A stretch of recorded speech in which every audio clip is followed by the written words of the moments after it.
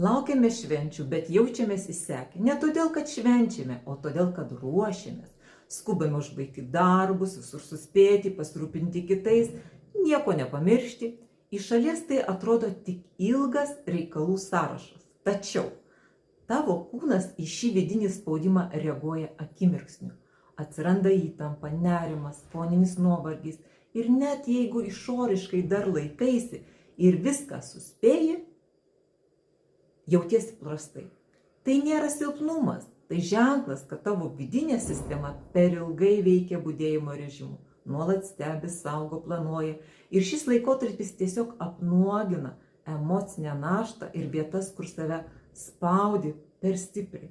O ką jei didžiausia dovana šįmet sau būtų ne dar vienas atliktas darbas, o leidimas tiesiog sustoti, nusimti kaukes ir tiesiog atgauti vidinę pusiausvyrą ir ramybę. Pagalvokite apie tai.